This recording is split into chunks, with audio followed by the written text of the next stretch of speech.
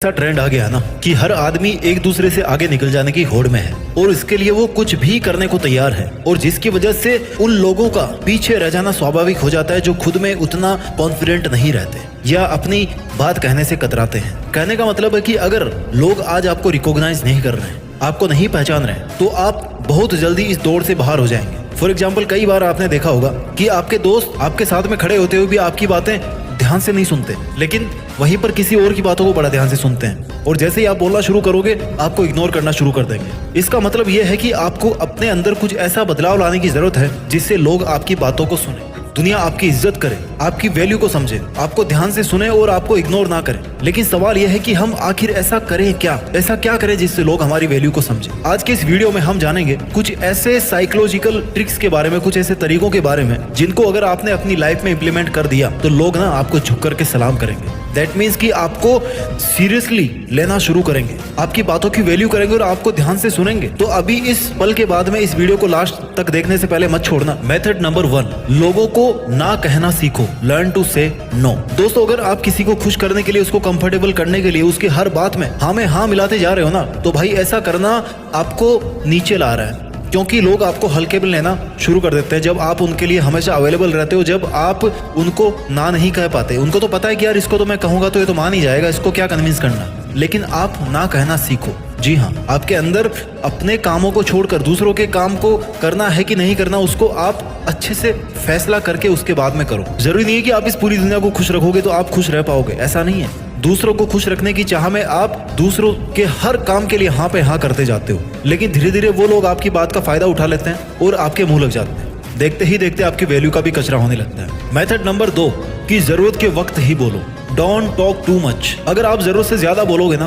तो लोग आपको मुंह फट समझेंगे कि भाई ये तो ऐसे ही बोलता रहता है, बस ज्ञान बांटता फिरता है। अगर आप जरूरत से ज्यादा बोलोगे तो लोग आपकी बातों को हल्के में लेंगे, क्योंकि लोगों को पता है कि यार कुछ भी बोलो ये तो ऐसे ही बकवास करता रहता है, मतलब इसकी बातों को सीरियस लेना ही नहीं है, ये तो ऐसे ही है। लेकिन जहां पर आप सोच समझ के बोलोगे, जहां पर आप मौके की बात बोलोगे, अच्छे से सोच के समझ के, 2 बार सोच के, सोचो 2 बार लेकिन बोलो 1 बार। जरूरत के वक्त अगर आप बोलोगे तो आपकी बात का ध्यान रखा जाएगा, आपकी बात को सुना जाएगा, लेकिन आपकी बात में दम होना चाहिए। ऐसे नहीं कि कुछ भी बस मुंह से निकाले जा रहे हो, ऐसे ही फिजूल में जो लफ्ज आया आपके मन में उसको आपने निकाल दिया अपने मुंह के बाहर। ये आदत जल्दी नहीं सुधरेगी, लेकिन सुधरेगी। इसलिए ये देखो कि आपको कब बोलना है, कितना बोलना है, कहाँ बोलना है और क्या बोलना है। अगर आपने ये समझ लिया तो धीरे धीरे आपकी वैल्यू बढ़ती जाएगी। बात नंबर 3, पहले खुद की अहमियत को समझो, अपने आप को समझो, अपनी रिस्पेक्ट करो, तब जाके लोग आपको समझेंगे, आपकी रिस्पेक्ट करेंगे। दूसरों के चक्कर में हम खुद को अहमियत देना भूल जाते हैं। यहाँ पर यह समझना जरूरी है कि आखिर रिस्पेक्ट योरसेल्फ का क्या मतलब है।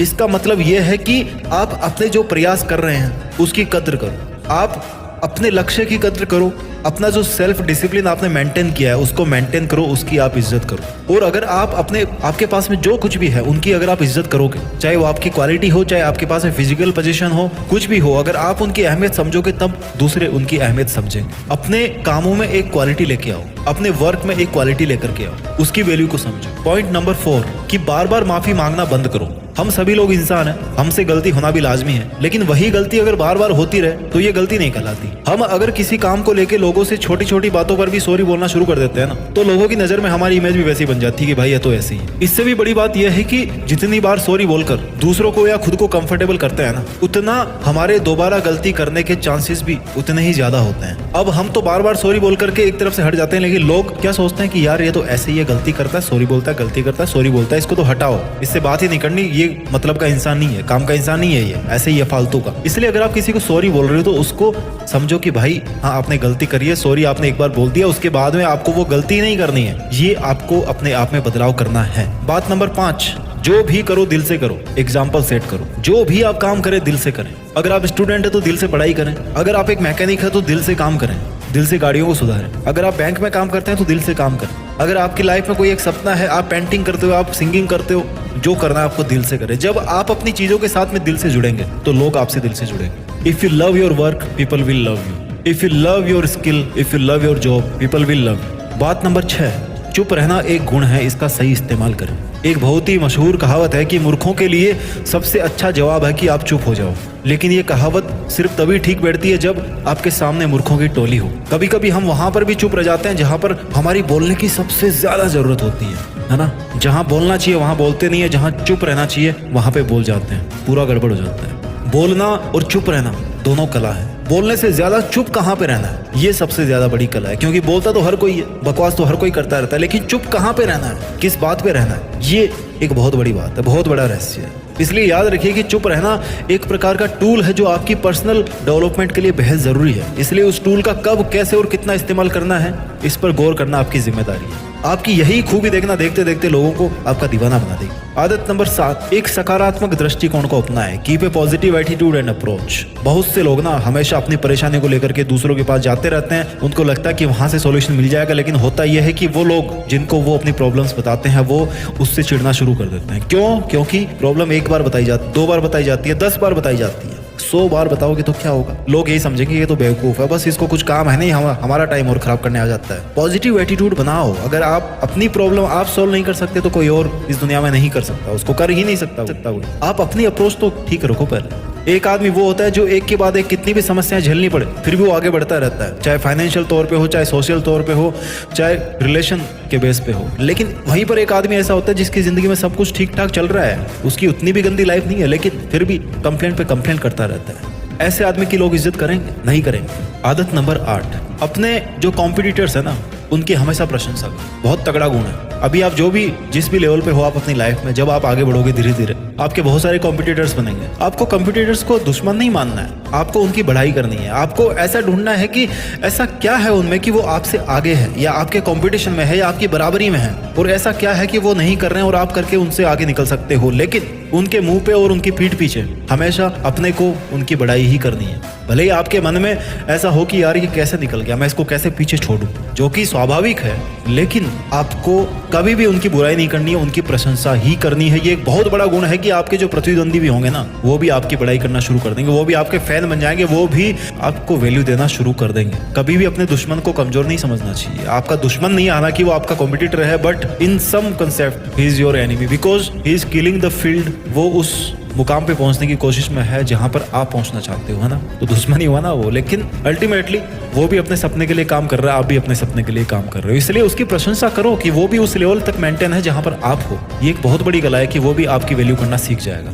ट्रिक नंबर 9, अपनी सीमा में रहना सीखो। Know your boundaries. आपकी बाउंड्रीज क्या है? बाउंड्री का मतलब क्या है? आपका डिसीजन, आपका कंट्रोल, कहां पर आपको इंटरसेप्ट करना है कि नहीं करना। एक वक्त था जब लोगों का कहना था कि पेड़ पौधों में जीवन कैसे हो सकता है, ये ना तो बोलते, ना चलते, ना खाते हैं। लेकिन भारत के महान वैज्ञानिक जगदीश चंद्र जी ने क्या कहा कि भैया पौधे सजीव हैं।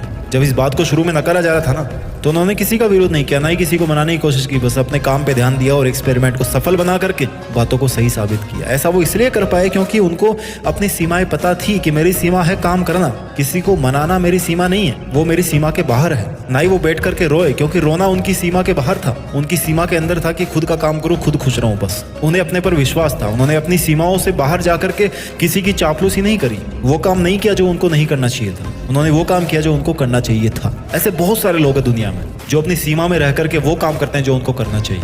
आदत नंबर 10, समय के पाबंद रहो और विनम्र रहो। B punctual and stay humble. आपके दफ्तर में ऐसा कोई ना कोई बॉस आपको जरूर मिला होगा कभी, या आपके कॉलेज में कोई ऐसा टीचर होगा, या आपके फैमिली में ऐसा कोई मेंबर होगा जिसके सामने ना कोई कुछ बोलता ही नहीं है, लेकिन पीठ पीछे बोलते हैं कि यार वो मेरे को ऐसे बोलता है, वो उसको समझाओ, कोई मेरी बात नहीं मानता हो। जी हाँ, हमारी लाइफ में ना कोई एक ऐसा प्राणी जरूर होता है, चाहे आपके ऑफिस में, चाहे आपके कॉलेज में, चाहे आपका रिलेशन में हो, चाहे फैमिली में हो, कहीं पर भी हो, चाहे आपके पड़ोस में हो, कोई ना कोई ऐसा प्राणी जरूर होता है जिसको सामने कोई कुछ नहीं बोलता लेकिन पीठ पीछे बहुत कुछ बोलते हैं। हमें पीठ पीछे कुछ नहीं बोलना, हमें विनम्र रहना है, सुलझा हुआ रहना है। सुलझे हुए स्वभाव से बड़ी जिम्मेदारी को भी उठाएंगे ना तो उसको पूरा कर लेंगे। वहीं अगर आप खुद गुस्से होंगे, कुंठित होंगे, ईर्ष्यालु स्वभाव के होंगे किसी के प्रति, तो फिर आपको ना जिंदगी एक बोझ सा लगने लग जाएगी। तो धीरे धीरे आपके इस स्वभाव का प्रभाव आपके आसपास के लोगों पर पड़ेगा। वो आपकी रिस्पेक्ट तो दूर, आपसे बात तक करना नहीं पसंद करेंगे। आपकी वजह से किसी का टाइम बर्बाद नहीं होना चाहिए, आपकी वजह से कोई हर्ट नहीं होना चाहिए। हर्ट नहीं होने का मतलब ये नहीं कि आप उसको खुश करने में लग जाओ, पर आप कोई ऐसी बात मत बोलो कि सामने वाला हर्ट हो जाए। हर किसी इंसान का एक ईगो लेवल होता है, ठीक है, उसको क्रॉस मत करो। जब तक कि आपको कोई फर्क नहीं पड़ रहा वो बात बोलने से या नहीं बोलने से, तो आप वो बात क्यों बोल रहे हो उसको? आपका भी एक ईगो है, आपका भी एक सेल्फ रिस्पेक्ट है, सामने वाले का भी कोई सेल्फ रिस्पेक्ट है। उसको मत तोड़। इज्जत दोगे तो इज्जत मिलेगी। ये थे लाइफ के 10 ऐसे रूल्स जिनको अगर आप अपनी जिंदगी में फॉलो करोगे तो आज आपको जितनी वैल्यू मिल रही है ना, उससे ज्यादा ही वैल्यू दुनिया आपके आने वाले टाइम में करेगी। दुनिया आपकी कायल हो जाएगी कि भैया बंदा हो तो